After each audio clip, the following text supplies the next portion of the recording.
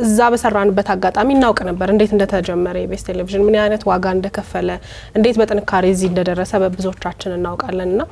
ትንሽ ቆይቶ ፍሬውን ቢያይ የልፋቱን ውጤት ትንሽ ቢያይ የእውነት በጣም ደስ ይለኝ ነበር ግን ደግሞ ያው እግዚአብሔር የፈቀደው ነው የሚሆነው ህይወት በእኛ መዳፍ አይደለችምና እስካሁንም ለሰራው ነገር ላበረከተው ነገር የእውነትኛም እንደ ሚዲያ ባለሙያ በጣም ነው የምናመሰግነው ለብዙ የሚዲያ ባለሙያዎች የሥራ እድል እንዲከፈት የሆነው ከኢቢኤስ ቀጥሎ በጣም ብዙ የግል ጣቢያዎች በመከፈታቸው ነውና አማን በጣም ቅን ነው ለብዙ የቴሌቪዥን ጣቢያዎች ሐሳብ በማካፈል እንዲ ብታረጉት እንዲ ነው በማለት እኛንም ጨምሮ በደንብ የሚያግዘን በሐሳብ የሚያበረታታን የነበረ ሰው ነውና በጣም ቅን ነው አማን ብዙ ሰዎች ስለአማን ይሄንን መመስከር ይችላሉ በያስባለሁ በጣም ቅን ነው ምንም አይነት ነገር ልስራ ብለሽ ስታማክሪው ተቀናቃይ መጣብኝ እንደዚህ ሆንኩኝ ሳይል ያለውን ልምድ ያለውን አቅም ዕውቀት ማካፈል የሚችል በጣም ጠንካራ ሰው ነበር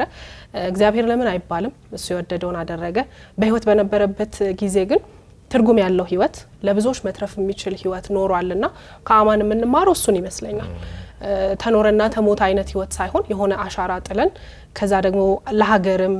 ለብዙ ሰዎችም ህይወት መቀየር ምክንያት መሆን የሚችል ስራ ሰርቶ ማለፍን የመሰለ ስኬት የለም ሁላችንም እንሞታለን ከሞት የሚቀር ማንንም ሰው የለም ግን ያንን ነገር ጥሎ ማለፍ